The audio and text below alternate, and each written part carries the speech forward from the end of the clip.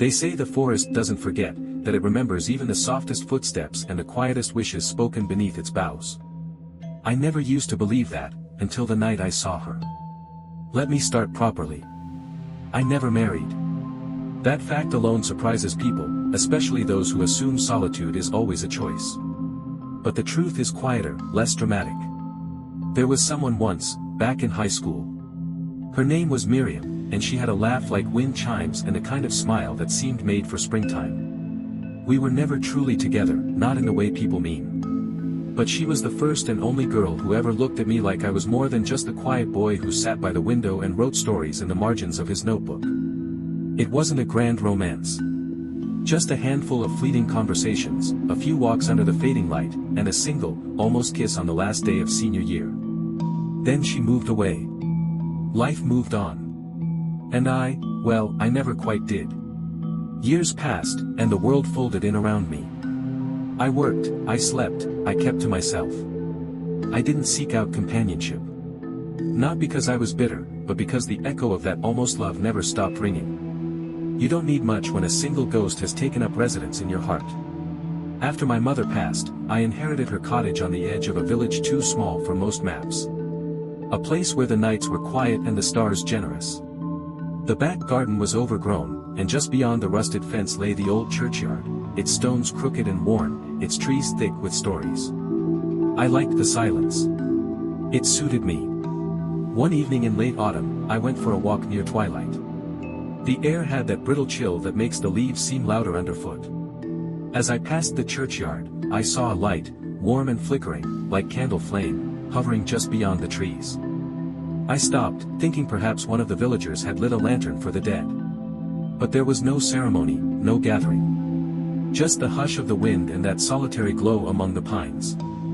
Then I saw her. A woman in white stood among the gravestones, her lantern held low.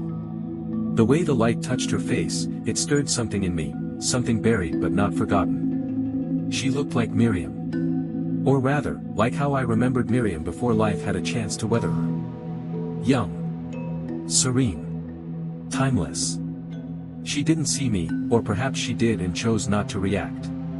I watched her for a long moment, heart thudding like I was 17 again. Then, without a sound, she turned and walked into the forest, the lantern swaying gently at her side. I stood there long after she vanished, the cold nipping at my skin. That night, I couldn't sleep. I told myself it was nothing, just a girl from the village, visiting a grave.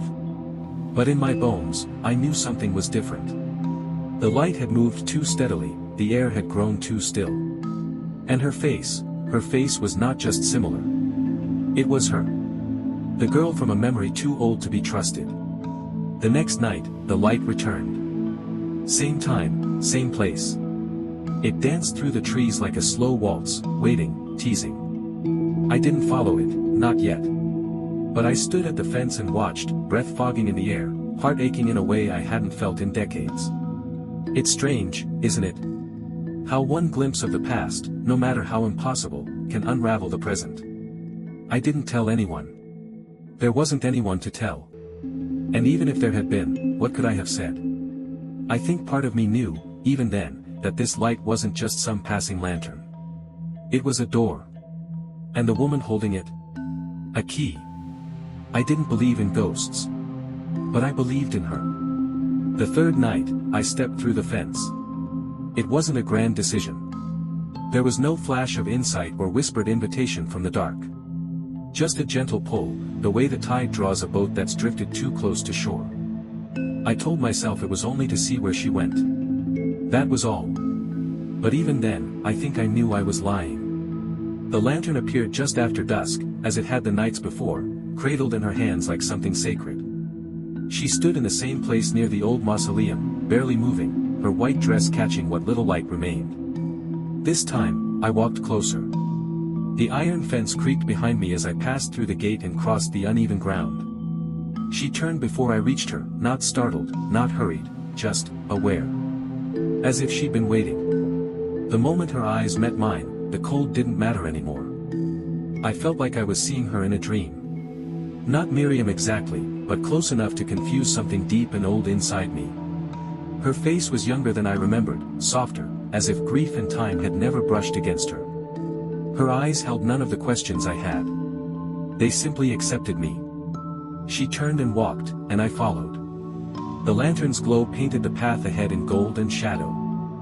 It cast strange shapes across the trunks of the pines, and I could swear the trees leaned in closer as we passed, like they were listening. The deeper we went, the quieter everything became. Even the wind forgot to move. There's a kind of silence in those woods that doesn't feel empty. It feels like something is holding its breath. She never spoke. Her steps were light, barely bending the moss beneath her feet.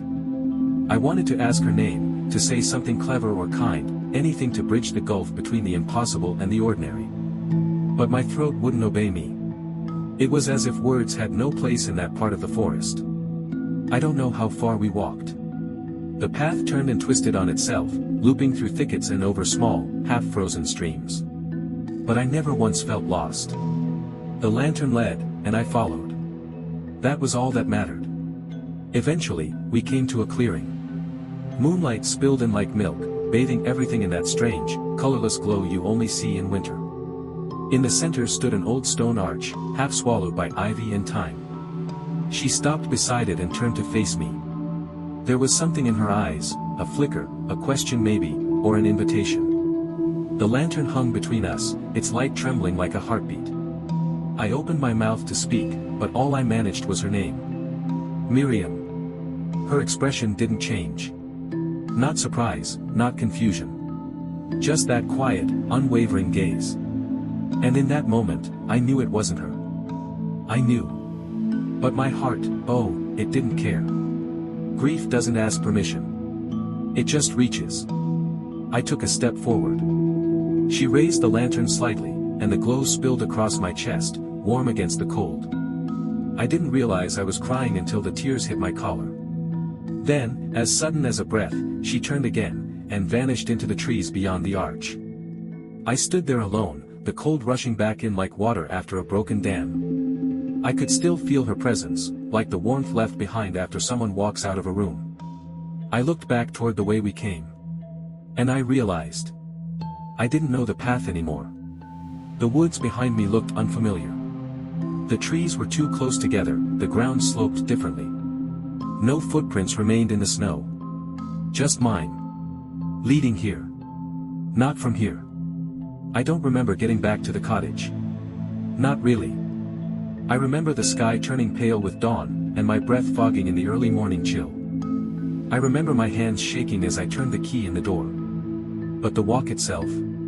Gone. Like waking from a dream you're certain you lived, only to find time missing. That morning, I wrote everything down in my journal, afraid the memory might slip away like the path had. I tried to sketch her face from memory, but the lines kept changing, softening, blurring at the edges. As if she didn't want to be captured. Or couldn't be. That night, I waited by the window. The lantern returned. Of course it did. The following night, I didn't hesitate. I left the cottage just after sunset, moving through the frostbitten grass with the strange urgency of a man called by name, though no voice had reached my ears. The lantern was already there, hovering beyond the crooked tombstones like a second moon fallen to earth. She stood beside it as before, unmoving, silent. And I was already forgetting how to resist. This time, when she turned and walked, I was at her side within moments. The trees seemed to recognize me now, their limbs parting slightly, the path easing beneath my steps. The hush of the forest no longer felt heavy. It felt expectant. She led me deeper than the night before. The lantern's glow pulsed softly, revealing fragments of the world, the pale curve of a mushroom, the gleam of frost on a spider's web, a rusted brooch caught in the roots of an oak. Things lost. Things left behind. At one point, I stumbled. My foot caught on a half-buried stone, and I reached instinctively for her. My fingers brushed hers. Ice. But I didn't pull away. She paused for just a moment, long enough for me to see her face fully in the lantern's light. It was Miriam's face, yes, but not precisely. Something was off. Not wrong, not frightening, just misremembered. The way a dream paints over truth with gentler colors. I wanted to ask her what she was, what this was. But again, the words refused me. When we reached the clearing, I found the arch waiting once more, its stone darker now, as though shadow had soaked into it. The woman stopped before it and slowly turned toward me. This time, she raised her free hand, not in warning, but in offering. I didn't think. I took it. And the world rippled. A sudden warmth bloomed in my chest, memories unspooling, images of a life I never lived. Laughter in a sunlit kitchen. A hand in mine at a train station. A soft voice saying my name in the dark. They weren't dreams. They felt like memories. But not mine. I blinked, breathless. She released my hand and stepped back. Without a word, she turned and disappeared beyond the arch, just as before. But something had changed. I could still feel her touch. I returned to the cottage in a daze. The forest let me go this time, the path straight, the air lighter. But when I entered my home, the silence felt different. As though something had followed me inside. That night, I dreamed of her, not Miriam, not exactly, but the girl with the lantern. She stood in the doorway of my old high school, waiting. Smiling. Always smiling. And I woke with the scent of pine in the room. The dreams grew louder after that night. Not in volume, but in presence. I could feel them pressing against the edges of sleep before I even closed my eyes, scenes slipping into my thoughts like fog curling beneath a door. The lantern woman no longer waited in forests, but in places I had long buried, my childhood room, the library stairwell where Miriam once brushed past me, the hollow under the bleachers where I sat alone most lunchtimes. Always silent. Always smiling. I began keeping candles lit through the night. Not out of fear exactly, but to keep the dark from feeling too complete. The villagers noticed my change. Old Mr. Halvorsen asked if I was unwell. The girl at the grocer asked if I'd been traveling. I looked different, she said, a little thinner, like you've been somewhere windy. I laughed it off, said I was just taking long walks. Which was true, in its way. Each evening I returned to the churchyard. The lantern waited without fail, and so did she. I never spoke, and neither did she. But one night, something else did. It started as a murmur, barely audible over the crunch of leaves beneath our feet. I thought it wind at first, but it moved differently. It followed us, curled behind my ears, never ahead, never from her. I stopped walking. She didn't. That night, I remember the whisper clearly. It was a voice not my own, yet woven with my thoughts. She remembers you. Or what you could have been. I froze. She paused, turned back slowly, the lantern casting a soft circle of gold around her feet. I wanted to ask who she was. Why me? Why now? But the forest answered instead. The whisper returned, softer, not all roots grow above ground. Some hearts do not beat until they are remembered. I couldn't breathe for a moment. I felt like a child, standing at the edge of something vast and unknowable. Her gaze met mine, calm, patient, as though she'd been waiting centuries for me to understand. When we reached the clearing, I expected the stone arch. But it was gone. In its place stood a pool of still water, perfectly round and black as polished obsidian. She stepped to its edge and raised the lantern. Its light did not reflect. I moved to her side. My face, too, cast no reflection. That night, I woke before dawn, heart hammering. I stumbled to the bathroom mirror. I was still there. But behind me, in the glass. I swear I saw a lantern, flickering in the dark. I stopped using the bathroom mirror after that. Covered it with an old towel, nailed the edges down. I told myself it was foolish, childish, but I couldn't forget what I'd seen. Not the lantern, nor the shape beside it. A silhouette. Female. Still. Watching me with the patience of trees. I began catching glimpses elsewhere, storefront windows, puddles in the street after rain, even in the kettle when I poured water. Never direct, never clear. Just a flicker of flame where none should be, and the faint suggestion of a figure dressed in white. And then there were the photographs. One morning, flipping through an old yearbook for no reason other than restlessness, I found a page marked with a dried leaf. It wasn't mine. I never kept leaves. The page was one I knew well, our senior class group photo. I remembered standing 3 rows back, 3rd from the left. I had always hated how I looked in that picture, nervous, squinting into the sun. But I wasn't in it anymore. My spot was empty. I checked the others. My name was still listed beneath the photo. Everyone else looked the same. But where I should have stood, there was only air. I closed the book and didn't open it again. That night, she waited at the churchyard as usual. This time, when I arrived, she was closer, near the gate. As if the forest no longer needed to pull me in. As if I belonged to it now. She took my hand again. Not cold this time. Not warm either. Just, right. Like stone warmed by sun. Familiar. We walked deeper, past places I didn't remember from before, an overturned carriage half-eaten by vines, a tree split down the middle with candles burning in the hollow. Strange things. Reverent things. Then, in a glade lined with white mushrooms, she stopped. There, half buried in moss, stood an old mirror, tall, cracked, its frame carved with birds and vines. It shouldn't have been there. But it was. Waiting. She turned to me, slowly, and raised the lantern. In the mirror, I saw her standing beside me. But I wasn't myself. I was younger. 17. Wearing the old jacket I lost decades ago. And smiling. She smiled too. Then, in the reflection, she leaned in and kissed my cheek. I felt nothing. But when I looked down, my hand was resting where hers had been. And she was gone. Only the lantern remained, resting beside the mirror, flickering softly. I picked it up, and the glade vanished. I woke at home. The lantern was beside my bed. Unlit. The lantern did not flicker. Not once. It sat silent and still beside my bed, its glass cool to the touch, though I swore I felt warmth in my palm when I lifted it. There was no fuel inside, no wick.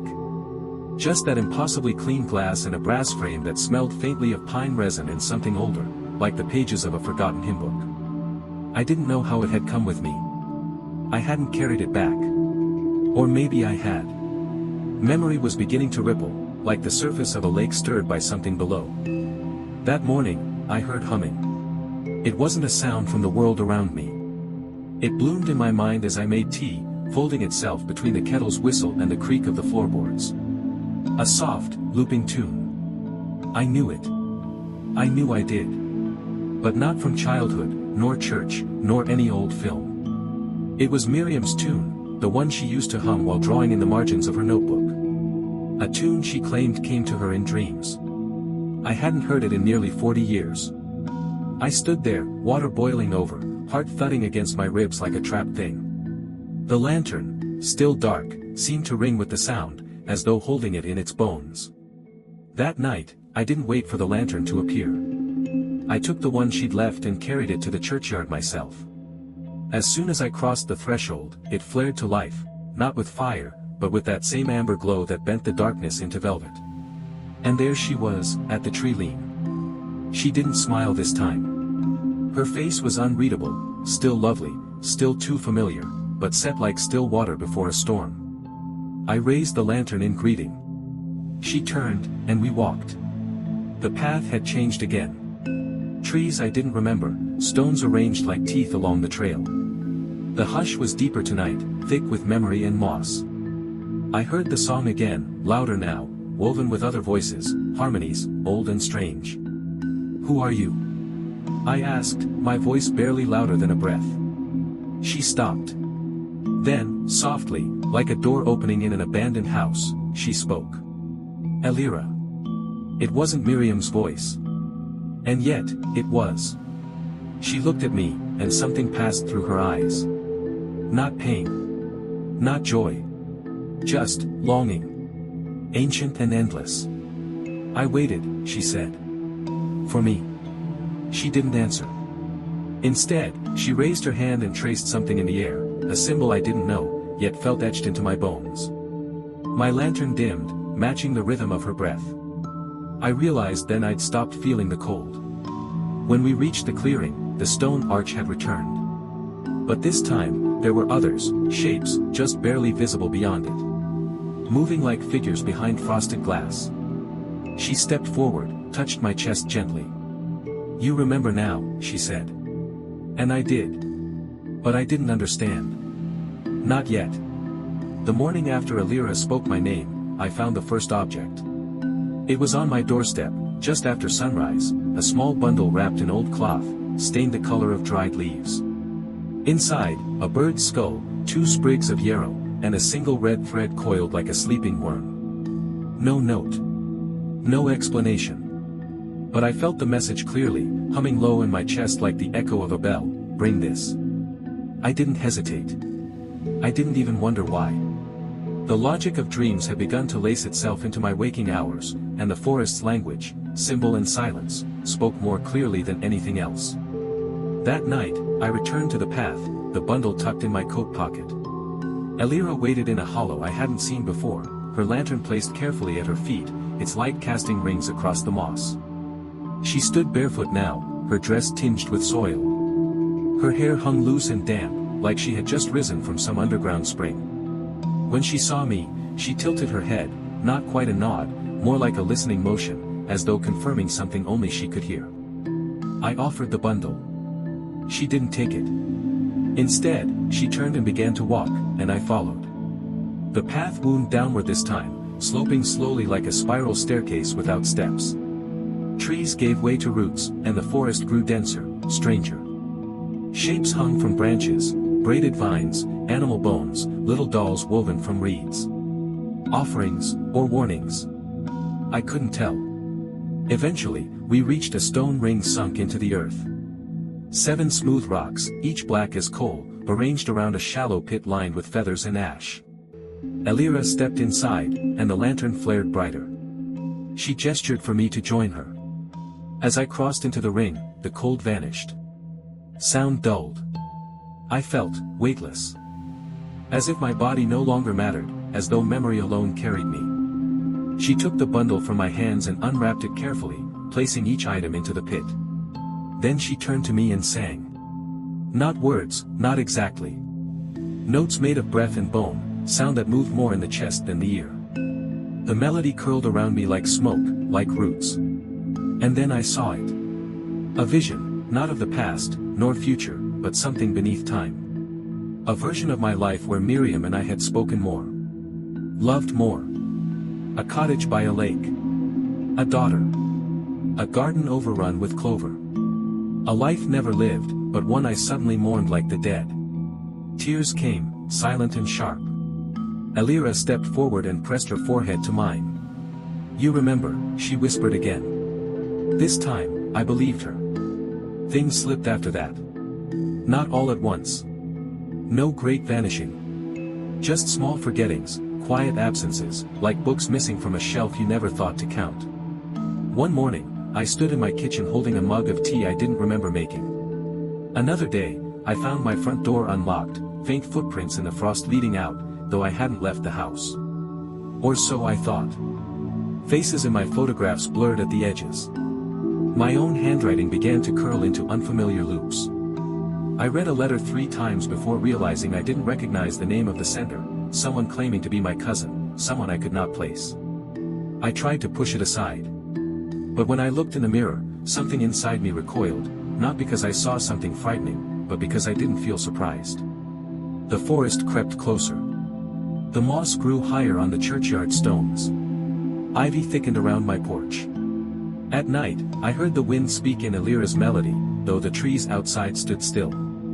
I skipped the forest for 2 nights. I don't know if it was fear or exhaustion, but I stayed in, surrounded myself with music, firelight, the scent of old books.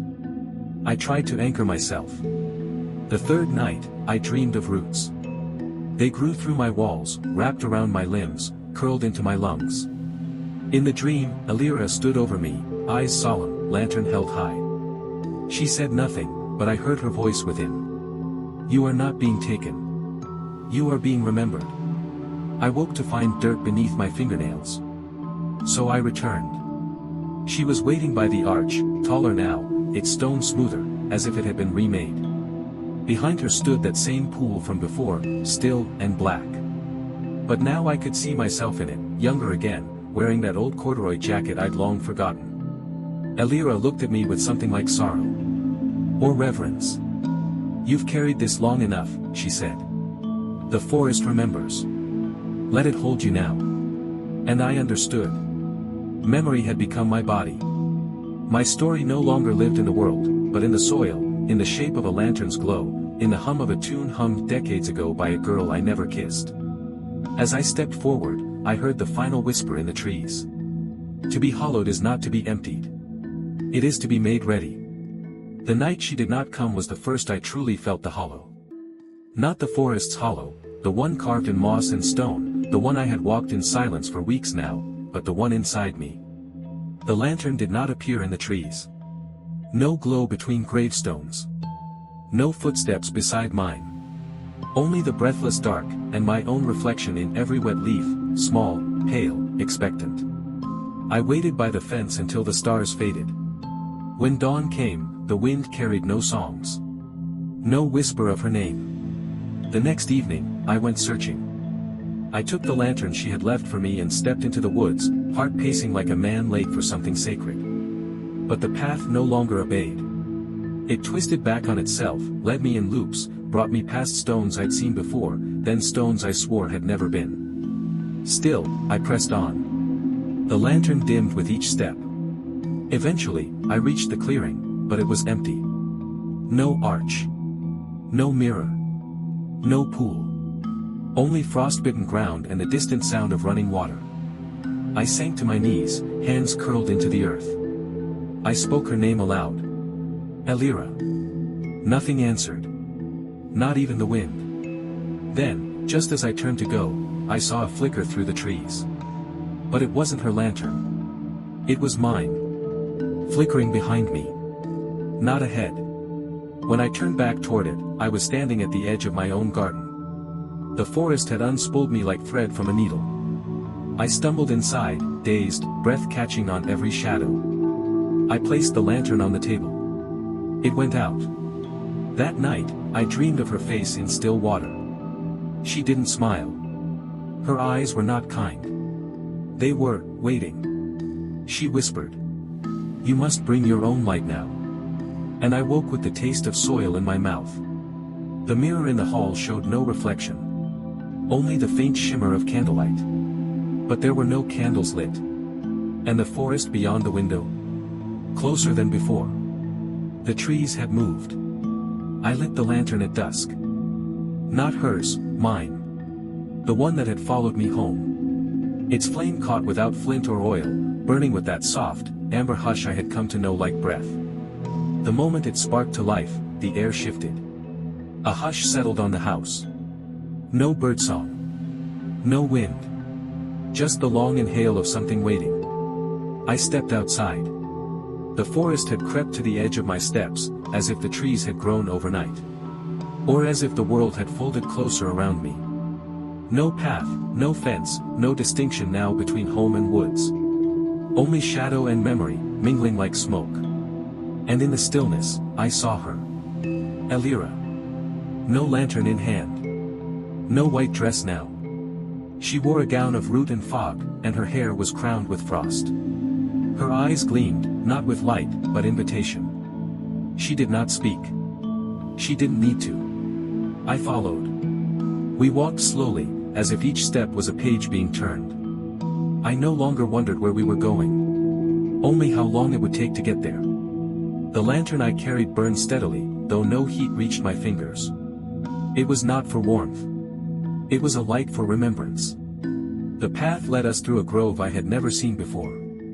The trees here were twisted, but not cruel. They leaned like old dancers, graceful in their silence. Beneath them were hundreds, no, thousands, of lanterns. Some flickering, some dim. Some held in empty hands that rested just above the earth. Names whispered through the leaves. Not loudly. Tenderly. Miriam. Jonas. Elira. And then. Mine. She turned and took my hand. We stepped beneath the stone arch, now whole and gleaming as if it had never been touched by time. Beyond it, only mist. But not the mist of forgetting. The kind that wraps you in stillness, and asks nothing but to feel. I paused. Looked back once. The forest behind me was fading, not disappearing, no, but softening. Becoming part of something wider. I saw the cottage, distant and quiet, wrapped in ivy, candlelight flickering inside though I hadn't left a flame. Elira squeezed my hand. And together, we stepped forward. Into the lantern's light. Into the story that was always ours, though never written in the world above. The last thing I felt was not fear. It was belonging. And the forest closed gently behind us, as if sealing a book. One that might be read again. By someone like you. Someday.